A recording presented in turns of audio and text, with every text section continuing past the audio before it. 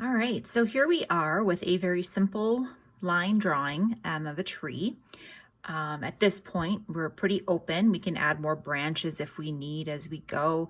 Ideally, you have a little open space, so there's a lack of, that hard edge. But basically, we have kind of free reign. Now, we can either do this as an aspen or a birch tree, and that would be, mostly white with a little bit of the lines and kind of quaggles there. Or we could do it with a maybe more of an oak tree look where you'd have more of the lines coming down and more of definition, and it would be obviously a darker tree. With the swing set, I thought this was kind of fun. I did use the same pen as I did the rest. I just made sure to just do a lighter mark down, and I went over that a couple times just to kind of give the effect of rope. Here we go. I'll start a little bit here in the branches because it is a little bit easier to kind of play with this. You don't have to think too much about this. We're just going to take the pen and we're just going to make kind of some random marks. You don't necessarily need to fill it all in. We are going to be going over it with the soft pastels, so just kind of want to make some marks. We've already done that there. And just kind of play with it. Be gentle on yourself. Don't think too much about this. When I do larger trees or even smaller trees like this, I kind of think of myself as writing, that handwriting that we rarely do any longer. It's all done on the computer, but this just kind of has that same feel to it. But instead of words, we're creating something else. All right, so now you kind of see how they can be pretty random on at least the smaller branches as well. As far as more, larger spaces, you just want to be consistent. You don't want to necessarily go in a line and make a hard line where you have to kind of fill in. If you want to see that line, that's fine. But what I like to do is just kind of be a little bit more random with it, and you can fill in later and get some nice effect with that. So it's basically just lines. Now you can go crazy on this and you can do kind of squiggly marks. You can fill it in however you want. My suggestion is just to be a little bit more on the consistent side. Now when attaching, I like to see the strokes are going in the direction of the way the bark, I think, would grow. When you get to a point where you're kind of meeting up, kind of just wrap it around. This is nature, so you do not have to be technical. There's no grammar in tree bark drawing.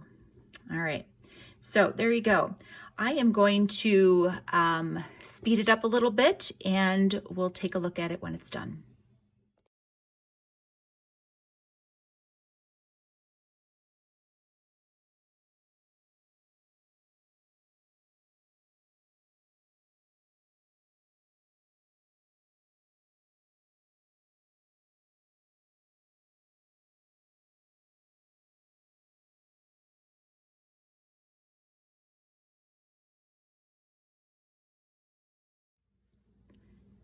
All right, now that we have put in the bark, we're going to look at the foreground here. And what I've been liking to do is kind of putting an entranceway, since we're making these trees into little homes, and to kind of make a little path. All right, so we're kind of going to decide. We're a little further over than typical, so I think I'm going to do kind of not as much of a, and you know what? I am going to use my pencil first because I do like to kind of estimate it. We're going to start there anyway. We're going to put something there. It's all right. All right, so we're going to probably put in a little bit of grass here, and let's make it go out a little bit here. Okay. Now we could do something here, but we already put that grass in the background, so I think we're all right just to kind of color this all in green. I do want to put in the mountains in the background. What we're going to do now is we are going to fill it in with the India ink. So I am using the Pastels. I'm not sure if you can see that or not. and I'm using the S. So I like the S because the tip, there is quite a bit of a long tip there. I like the control. I also like the F and the XS. I'm not a fan of the 1.5. It's just a little not structured for me enough. All right. Anyway, so what we're going to do is I'm going to probably start off with the lines in the background for the mountainscape.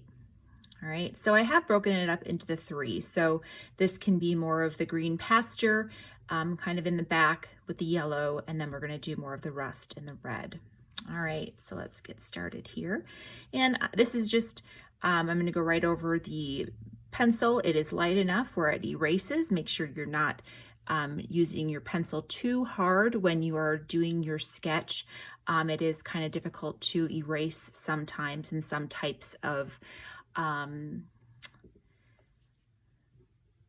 pencils. So just make sure that you do kind of a test. All right, so here we go.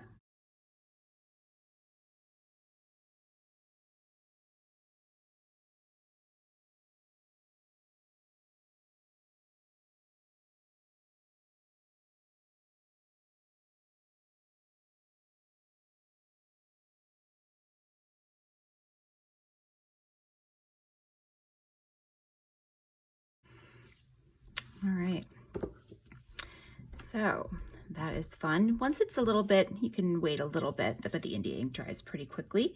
You can erase that line. I like to erase it quite soon. I feel that when the pencil stays on there, there is a chance that it could kind of stick around longer than you want. All right, so we'll get that out of there. All right, so now we're just going to put in the edging. I like to do kind of just random, just to kind of give definition to the edge there.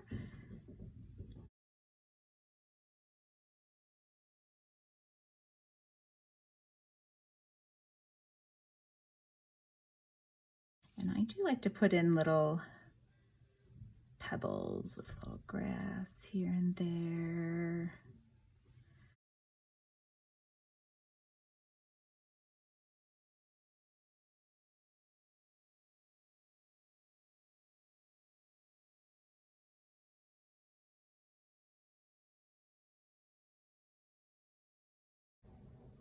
So we're going to begin painting with our soft pastels. Let's see. I know we use a lot of this, and I'm just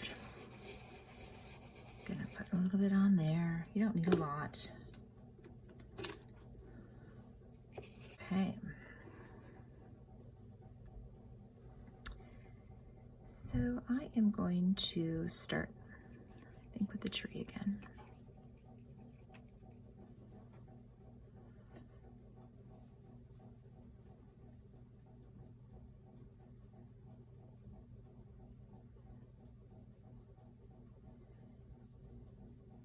Again, make sure just a light amount of pressure. You don't need to get in there too hard at first. Just kind of lace them down.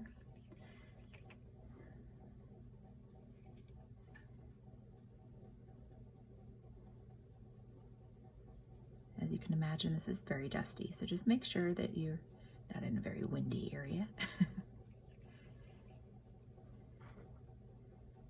There we go. And I'm just going to build some color here. All right.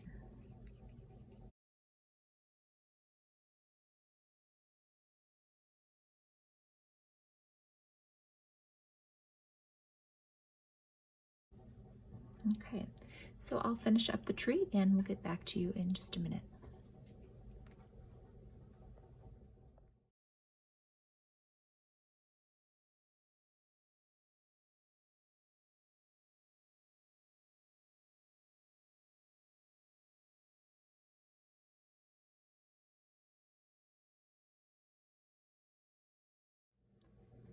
All right, now that we've colored it in, you'll notice that, well, you may not be able to see it with my poor camera angles here, but there is some bleed over into the white, of course. I mean, this is chalk.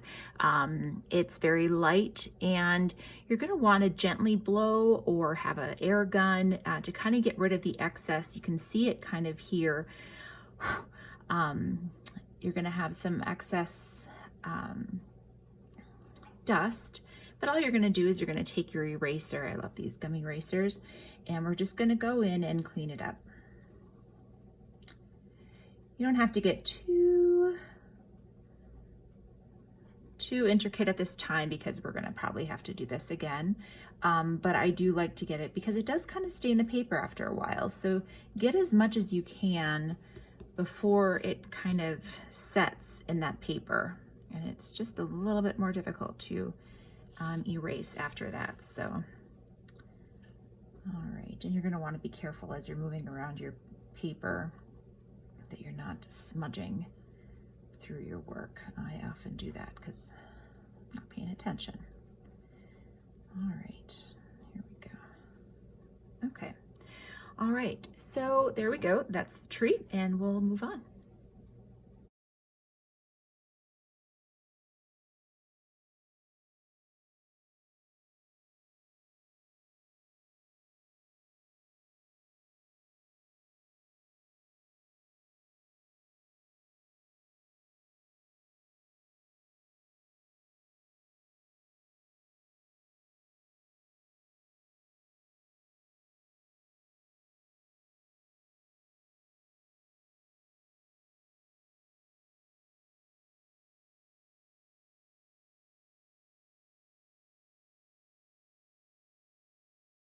So there is a simple drawing of a tree, mountains, foreground, and a swing.